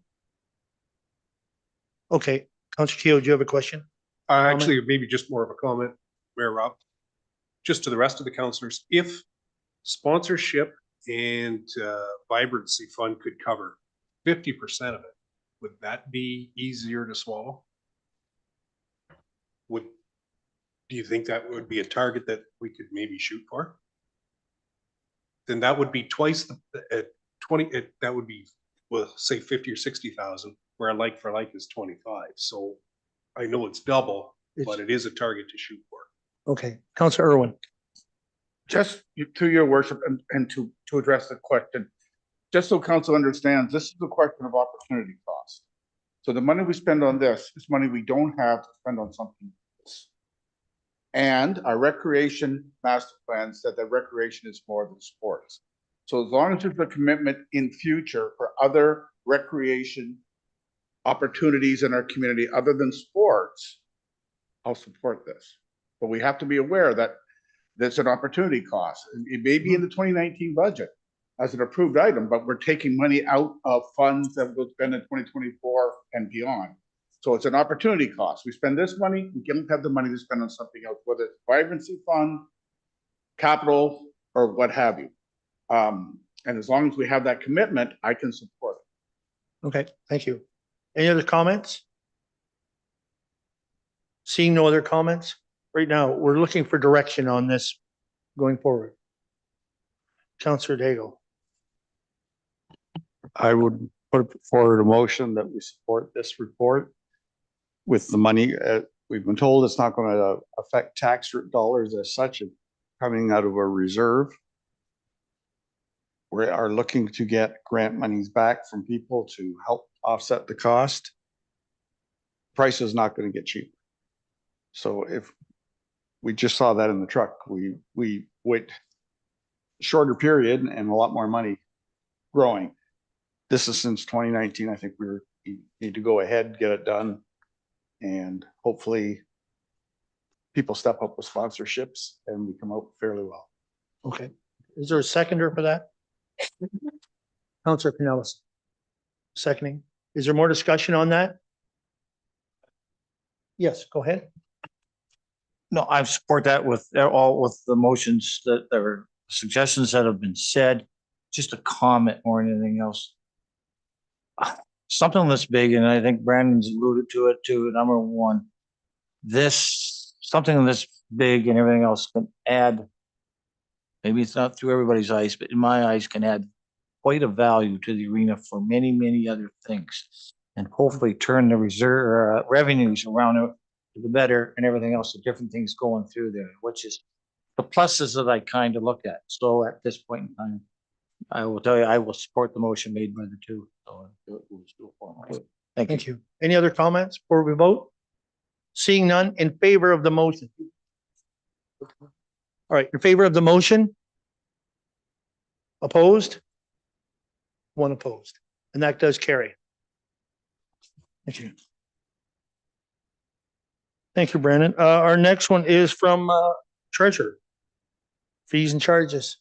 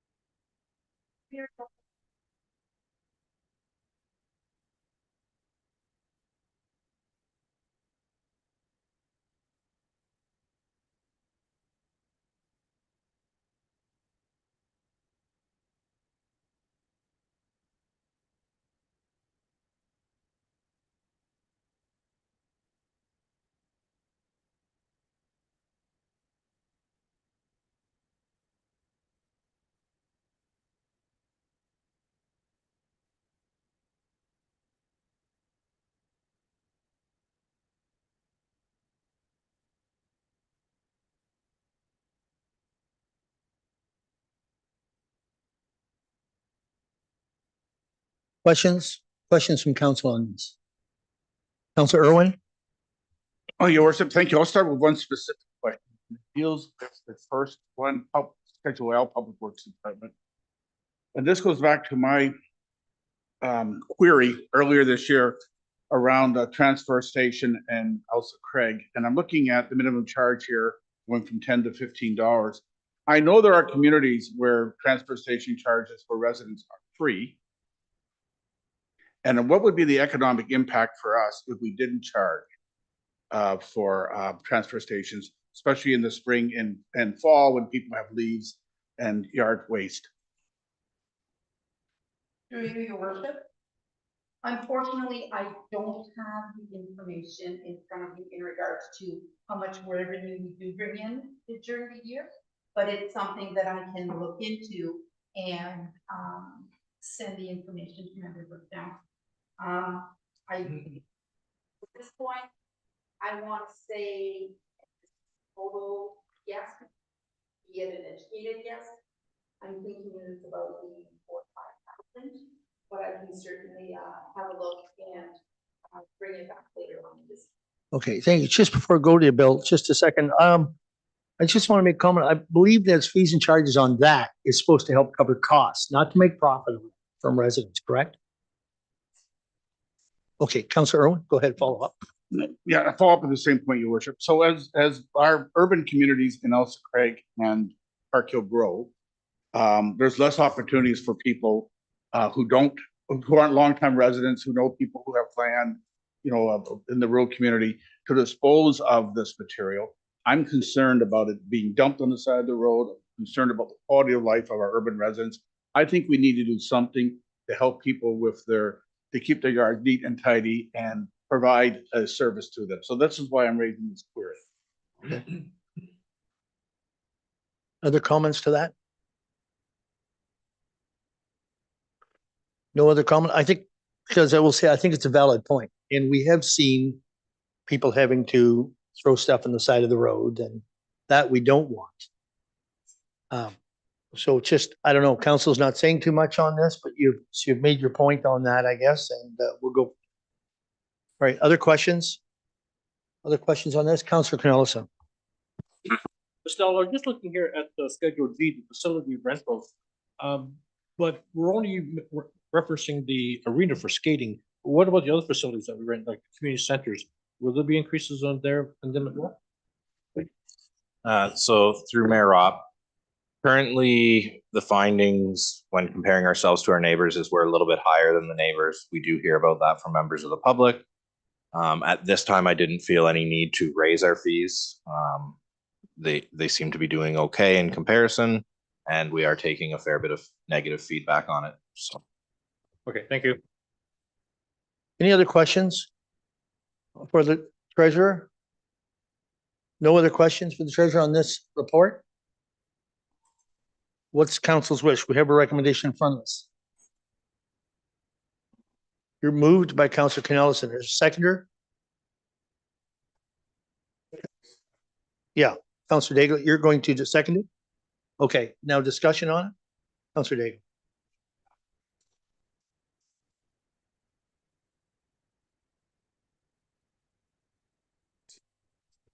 No problem.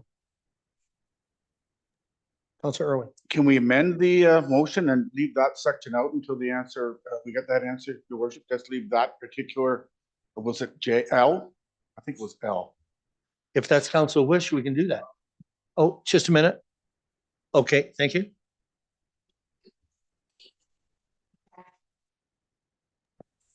And the waste metal total 15,300.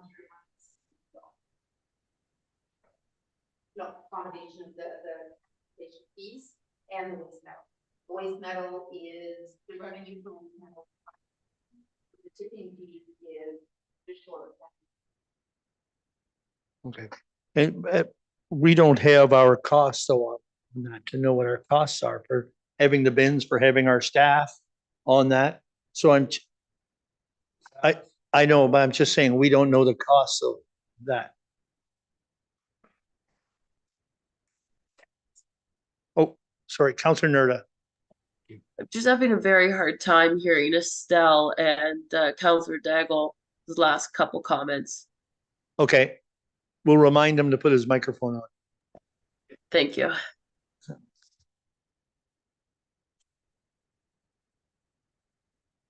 Council, if council wishes, we could amend that motion to exclude that one item to get further information on that. Are you saying amend that leave that one schedule out? Leave that one item out of the motion to come back to. Jaden.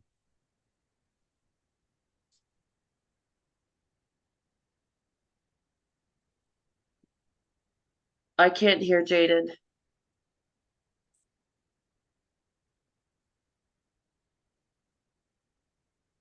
Can you hear me now? Now I can hear you. Okay. I just, to provide council with some more context about the suggested increase to the transfer station from $10 to $15. I think we did a comparative analysis as well, looking at our neighbors and the fees that other municipalities are charging. And just, we did find that our rates were in some cases significantly lower than our peers. We have made some operational changes there as well. Previously, we didn't have washroom facilities there for staff that were working, so that was kind of problematic. So we do have portable toilets or a portable toilet on site for staff now while they're working.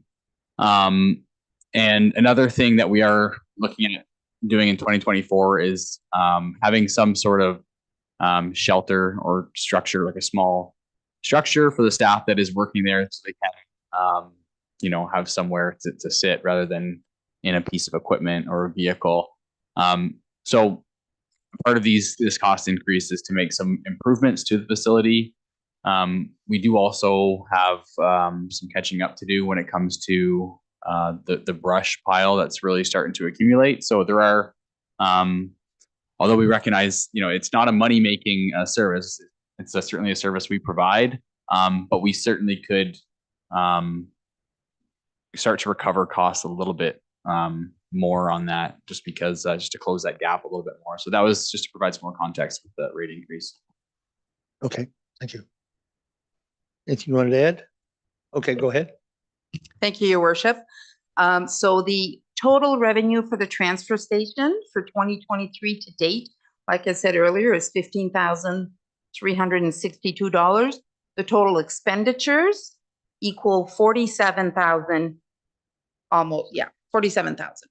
So we are currently running at a deficit of about 32,000. Well, I use the word deficit, but the expenditures are over the revenue by about 32,000. Okay. Okay. Comments, questions? Councillor Keogh. Just a short one, Mayor Rob. In order to deter people from dumping along the roadside, we could certainly start imposing fines for that. I don't think we currently have anything in place, do we? I know Middlesex Center does, and it does work well. Okay. Go ahead. Through you, Your Worship, to you, Councillor Keogh, we currently do have an anti-littering and anti-dumping bylaw, and there are fees associated with that. It's just a question of enforcement and the opportunity to do so. Okay. Counselor Irwin? Yes, your worship. For all council, I just want to reiterate my point. I think this is a community service we should offer. I think it enhances the quality of life of our community, and I would be prepared to support the decrease in user fees for this particular service. I mean, that's my position on this schedule. So if we're going to vote on all the schedules at once, can we take this one out so I can vote separate? Or can we defer it? Because I have to vote against all of them because I can't support this. Whose motion was that? That was yours? I'm okay with taking schedule. I think it's L out and we vote on that separately. Okay, and the seconder? Okay, I need a seconder to agree to that first. Who was the seconder on that? You were, Paul? You're good with that change? Go ahead, Ashley. To your worship, can I clarify that motion to get some clarification on, do you want the entirety of Schedule L, which is the Public Works, that's inclusive of the transfer station fees? Or would you like just that item, which is 12.4 out? Ever's easier. It's just the transfer fees, correct? Let's just do the transfer fees. Okay, so the motion is just removing the transfer fee. Just, and you're agreeing to that? We have a seconder agreeing? Go ahead, Jaden. Yeah, I was just gonna clarify, because I think there's a couple of different transfer station fees in there. There was more than one that was proposed to be increased. Like, we also proposed to increase the off hours opening from $75 to $100. So just to clarify whether that's included or not. Okay, Okay. okay, just a minute. I amend the motion, any fee to do with the transfer station. Okay. And agreed by the seconder. Okay, okay, now you can ask a question. My question for the off hours is, but typically, my understanding is that those are construction workers or business people who use the off hours, not your senior citizens, or those that can't get out there, because even $75 is a significant hit. So is that the case, or do we know who uses the off hours opening? Your worship, I can answer that. It's not necessarily just contractors. We have homeowners that when they move into the area, and or there's perhaps selling their homes and so forth, and getting rid of their debris is somewhat time sensitive. They're coming to us to basically open and off hours so that they can get rid of their material. Thank you, Vance. Okay, we have a motion in front of us. All right, let's come back to that. We have a motion, all in favor of the motion. Okay, the motion is to approve please read it, yes. Okay, so the recommendation before you is that Council of the Municipality of North Middlesex establish the fees and charges for 2024 as set out in this report, except for any proposed fee to do with the transfer station. Okay. In favor? Carried, all right. Now, what about the transfer station? We need a motion there.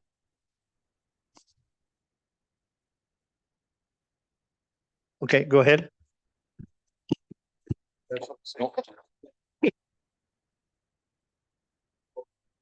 I'll make a motion that we proceed with the transfer station expense or charges as listed in the bylaw. Or in the report. Yes, as it was proposed to us, to offset expenses that we are doing for specifically for that location.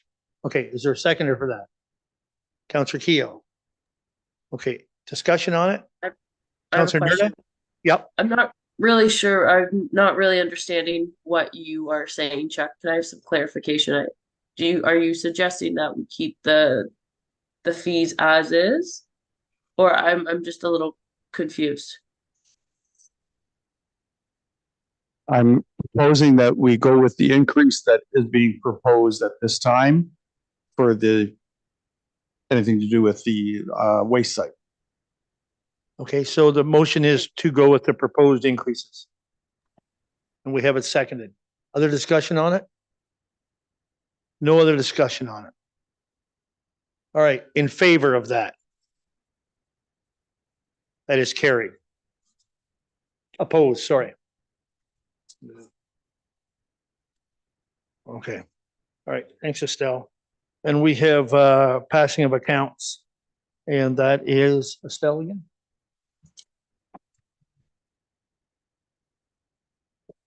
Thank you, Your Worship. The report in front of you outlines the municipality's expenses for the period of December 1st to the 14th, totaling $1,054,233 and a nickel. Now, I have had some questions that I would like to share with members of council at this point. In regards to the $6,780 annual subscription for Traffic Logics, is this, the answer to the question, what is this and what do we get for this? So this is our subscription to get the data from our 6 newly purchased radar speed signs so that we can better analyze the traffic flow within the municipality. So this will be an annual subscription. The next question, YMCA of Southwestern Ontario shared services allocation fees of $4,497. What is this for? So this is our portion of the YMCA head office administration fees, such as marketing, HR, finance, as per the current agreement that we have with the Y, which comes due at the end of June 2024. The next question regarding Michelin North America's snow tires for John Deere tractor of $6,158. So the question was, is this for the new tractor or these tires for an existing tractor? This is not for the new purchase. This is for our 2002 John Deere tractor. Next question, Parker Plastics Limited. The description is storyboard or book covers for $305.10. So the question was, assuming these are for the story posts in the Elsa Craig Lions Park, this was a county library project. Why are they not paying for these? I will just answer part of the question. So our municipality has partnered with neighboring municipalities, which are Thames Centre, Strathroy Caradoc, Middlesex Centre, and Lucan Biddulph, and Southwest Middlesex. Each municipality has purchased 10 storyboards for the Elsa Craig Lions Park. Now, why we are paying for these and not the county, I will let Brandon answer that question. So this was optional. The covers themselves, when they break, you can't order just one of them. They only produce so many, so you have a minimum order. Because there's a minimum order, the managers from neighboring municipalities have said, to replace these, we might as well order together so we have replacement parts. The county's grant covered the installation of the storyboards, the stories themselves, and they're going to continue to do the stories. However, any maintenance, if they do break, does fall to us. So rather than sit there and wait for one to break and not have a replacement part, we ordered replacement parts. I do have other questions that I would like to share with members of council. The amount for the trackless capital project, the amount of the check was $165,032.88. That included 2 invoices. The first invoice was for parts that are not related to the capital project. The second invoice totaled $162,720.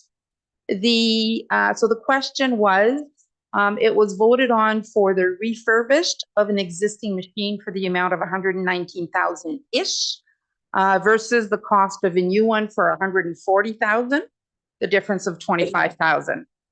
So the original amount approved by council was not 119-ish, it was 149,000 for the refurbished model.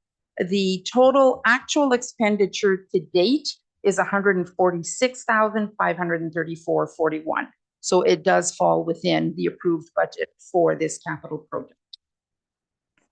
And the reason the amount of the invoice is so much higher is because it also includes HST, and we get 86.46% of the HST back, which means of the $18,720 of HST, we get a rebate of $16,185. So it reduces the municipal expense for that invoice to the $146,534. The next question, the W.G. Kelly was awarded the tender for Bridge 34 repair in the area of $90,000. So when invoiced, it was an extra $20,000, give or take. And now I see another invoice for $17,326. So on July 19th, council approved the quote at $99,785. So that was the original approval. When the first invoice came in, there was some additional unexpected costs in regards to fixing gussets. I don't know what that is, but everybody else does. So that's why the first invoice was higher than the amount quoted. The second invoice is to wrap up, but it also includes expenses for the repairs of the railing on the bridge as well. So basically, the total amount for that project was the original quote of $99,785, the gusset repairs for $12,750, and $4,000 for the railing repairs, which totals $116,000, plus the non-rebatable amount of HST is $2,051.24.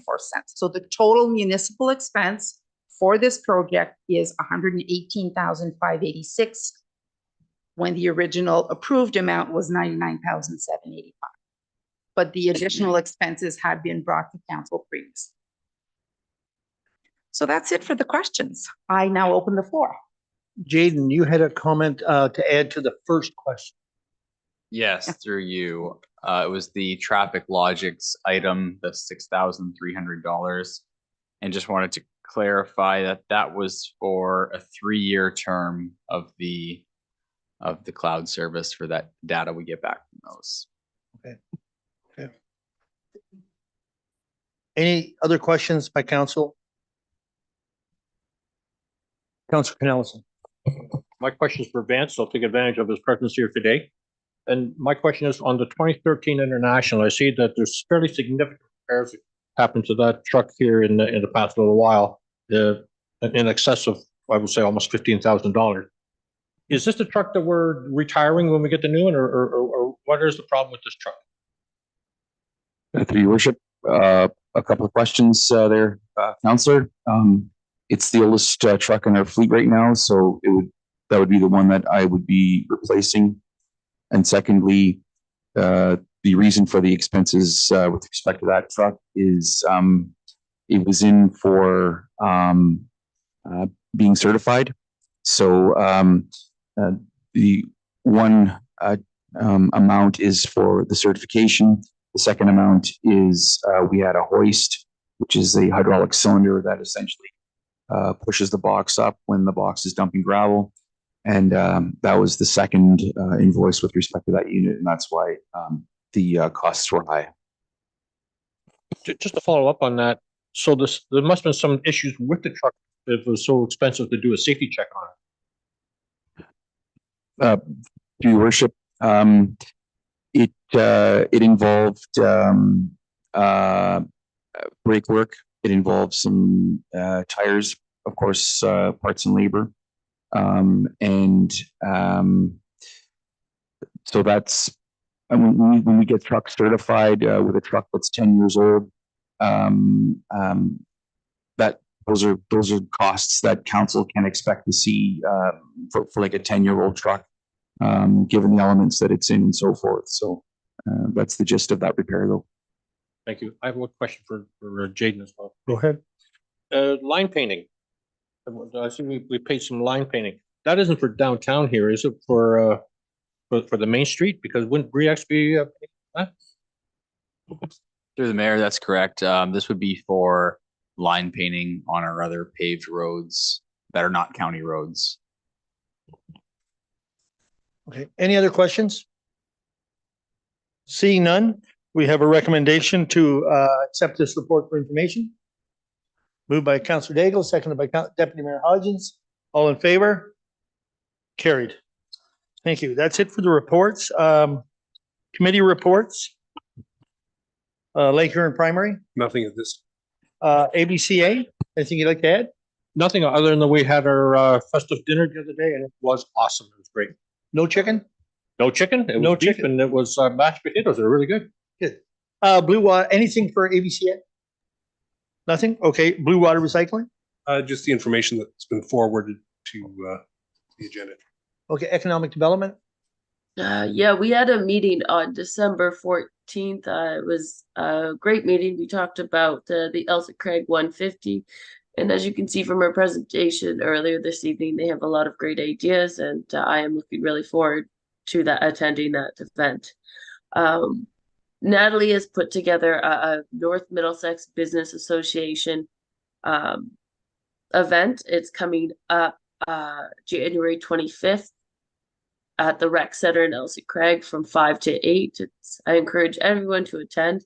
It will be like a business after 5. So networking, getting to know different businesses within our community. It's going to be a very great event. So again, I encourage everyone to come out.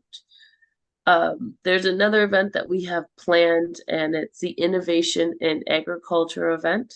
The timing is tentative, but for right now, it's from 10 a.m. to 3 p.m. at the community center in Parkhill, starting February 27th.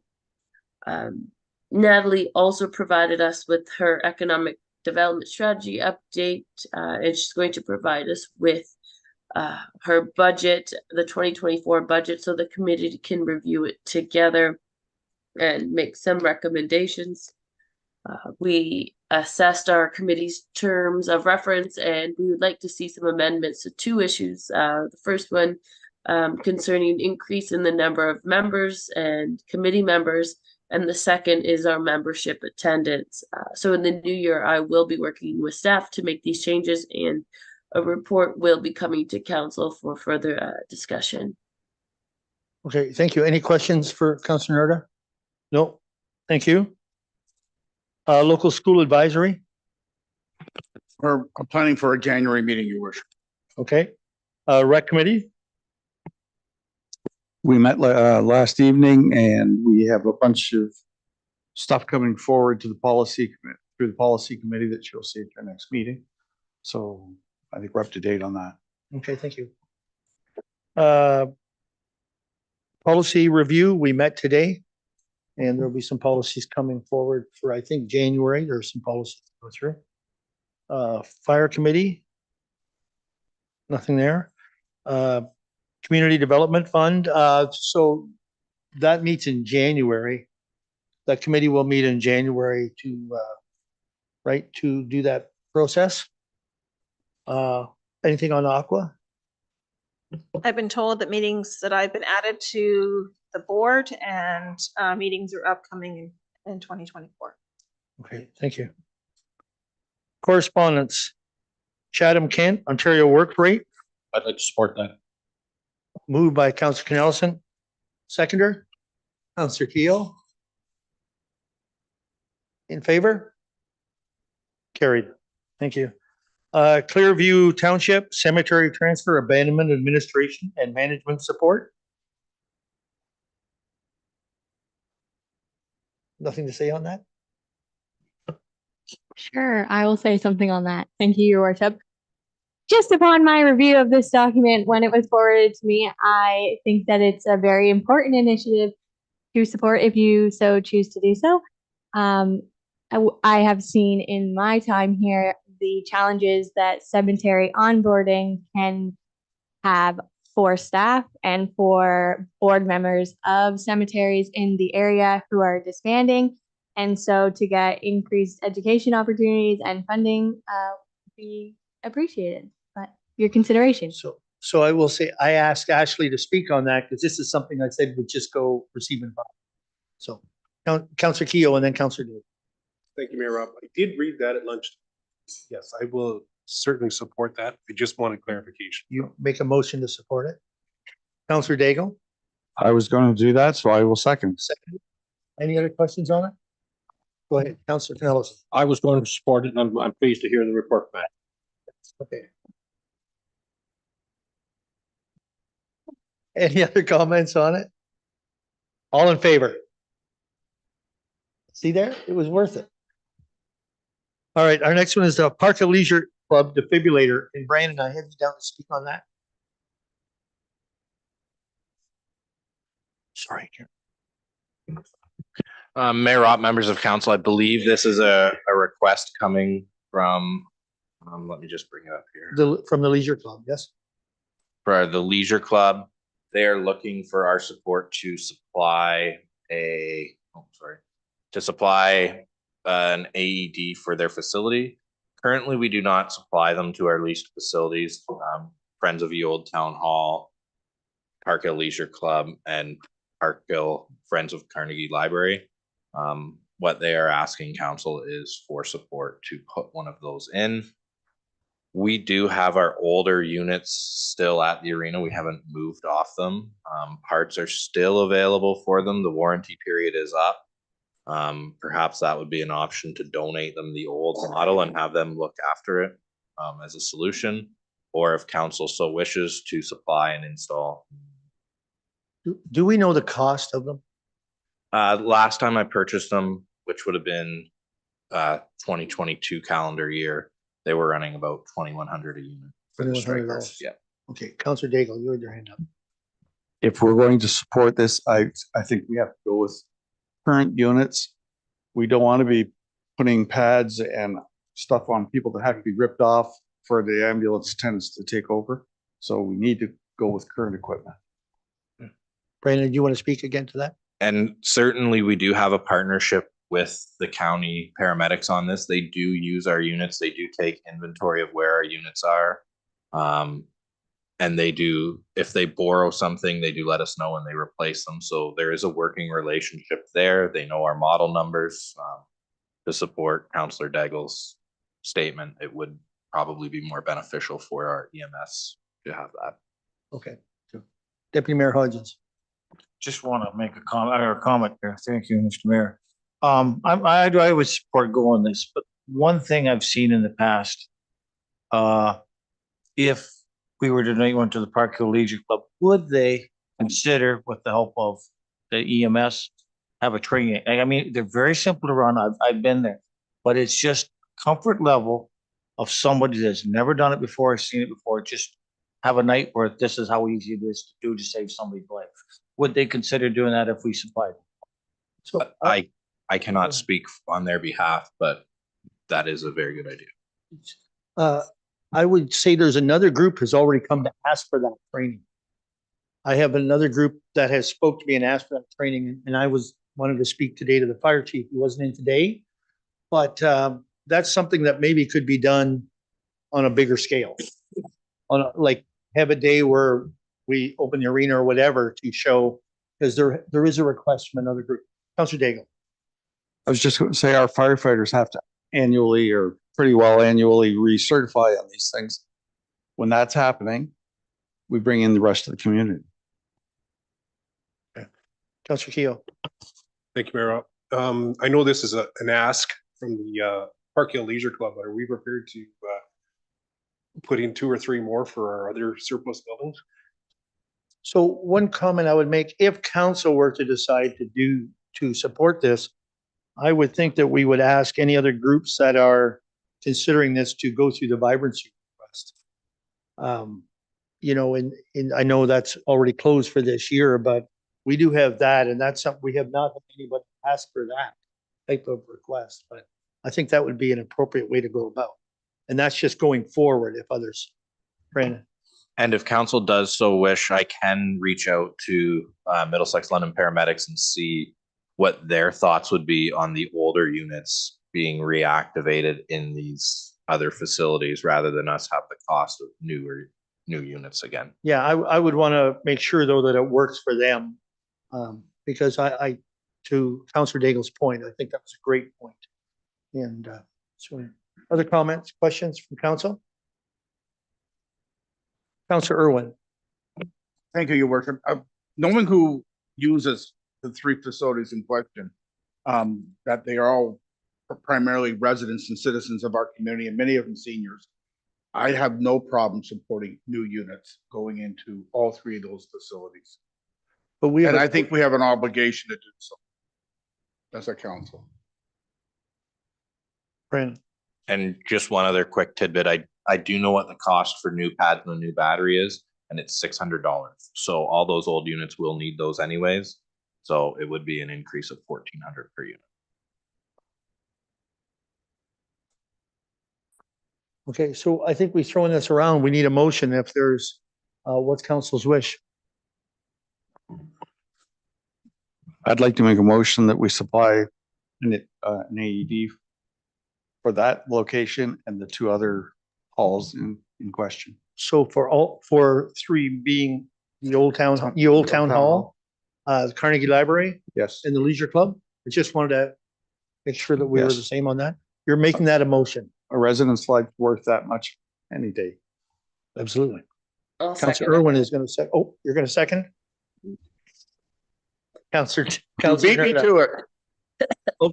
I think it doesn't really matter who does it as long as we do what's right. And so we have a motion. Is there any other discussion on it? Was that up for new ones? Okay. In favor? Carried.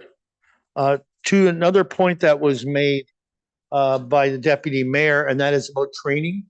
I think it would be great to offer a training session to those three groups and any other group that would like to come to it and set up a day. The fire department often works on the train the trainer programs. If they take the training, they can then turn around and maybe do the training here. It builds on their training by teaching it, and they could teach it in possibly in these locations if approached. Yeah, or maybe we can do it at one location, something to come to.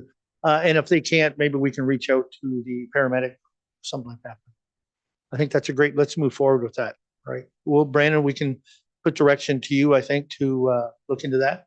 Correct. Okay, perfect. Thank you very much. I think that's good. And the last one was the HSAT update report. Receive and file. Other and urgent business, other business. Councillor Canellison and then Councillor Keel. Thank you, Mayor Rob. I had a discussion with another councillor this week, and I had a discussion with you earlier today as well around our communication strategy and what our policy is on returning calls from the public in a timely manner. And I just would like to, I thought we had a discussion on that a number of years ago, but just if we could refresh our memory, and what is our policy in returning queries from the public? Good. Through your worship to the counselor, I am not specifically sure on if we have a specified time frame, but I believe it is somewhere in the ballpark of 48 hours. I can check in on that and return it to all. Thank you. My recollection is 48 hours. I would appreciate you looking into it. Thank you. If that information could be emailed to everyone, that would be great. Thank you, actually. Councillor Keel. Thank you, Mayor Rob. I've had a resident express some concern about construction vehicles, more so just heavy cement trucks, of course, gravel trucks going in through Hamilton Street into the subdivision, into the new subdivision. And they certainly would like to see them have which they do have access off Queen Street into Atkinson and Mary, bring the construction traffic through less of the residential area by doing it that way. Okay, Jaden, can you? We put some signage up for that. Absolutely, yeah. Thanks for bringing that to my attention. I wasn't aware of it, or I haven't heard that. Through the terms of the subdivision agreement and the construction work plan, all access should be from Queen Street and not from Hamilton. So I will be sure to reach out to the developer about that. Perfect. Thank you. Any other business? Councillor Irwin? Thank you, your worship. Through you, we passed a motion at the last meeting to investigate water issues on Queen and Rabbitwood, and I'm wondering if there's an update this time. Yes, through the mayor. So following that meeting, we did engage our Dobbin Engineering to complete that independent assessment of the drainage area. They have completed that assessment, and I expect to receive that report from them very soon on their findings. Certainly that will be available in time for our next council meeting. We can bring more information back to council. But certainly we'll have, because the next meeting is not until January 17th, we will have information to bring back to the local councillor and residents prior to that time. And we are continuing to just look for any other issues, whether it's with our own infrastructure that may be contributing to some of the issues that residents are experiencing out there. Okay. Okay, any other business? Carolyn, you wanted to speak on this? I just want to provide a follow-up to council. As you will recall, several meetings ago, I brought a report regarding the possibility of a daycare facility to be located within the North Middlesex Community Center here in Park Hill. And I was waiting for a grant application to come through the county. We finally have received the application. It's due January 4th. So the turnaround time is extremely quick. Working with Pine Tree Daycare, who have been kind enough to continue with us on this, despite the fact that if they were going to operate with us at that facility, they'd have to be a not-for-profit. She's willing to go to that extent in that location. And so we're working together to provide all that's necessary for this grant application. I apologize. I would have liked to have brought something forward to this council for this meeting, but there wasn't the time due to the time frame. But it will be done over the Christmas holidays and be submitted by January the 4th. Any other business at this time? Seeing no other business, deferred items from the previous meeting. 10.3, the community overview of traffic control and speed signs. Jaden. Yes, so through you, we did present the proposed new stop sign installation policy at policy committee today. So that was an item dealing with item 10.3. So if council deems it appropriate, whether that item gets removed from the deferred items, unless there's any other things related to that we want to follow up on. What's council's wish? Are you all right with, it is now coming to council next meeting, the policy, and so that will create the discussion. Are we all right to remove that from the deferred item? Okay. Communication, including county council. Ina DeViet's the new warden. Sorry. Go ahead. What did you just? The county council, I just said update from county council. Ina DeViet is new. warden. Okay. That was going to be my question. I don't think there was a formal announcement as to who the warden was. So I'm pleased that you just did that. Thank you. So this is a formal announcement here at council. Ina DeViet is the warden for 2014. And the budget process has started at the county, but it's just starting and it's quite early on it. So that's, any questions for county? Go ahead, Councilor Irwin. Your worship, you mentioned the budget process has started at the county. Is there any initial numbers this time? No. No. No. No, there really isn't at this time. Honestly, it's been meetings of just gathering information from, no. I only ask your worship because I hear other budget numbers and some of them are quite scary. The budget number, when everybody has it together, is always, and it is, yeah, it's a pretty big number. So, but I don't want to give that number out at all because it's not going to be there. I mean, it's just the start of the process. So yeah, I have heard some of the ones that have gone through. Anything else for the county? All right. Are we going to close meeting? I need a motion to go into closed for proposed or pending acquisition of disposition of land by the municipality or local board, surplus lands, and B, personal matters about identifiable individual, including municipal or local board employees. Performance review. Motion to go. Council Keo, Council Dago, all in favor?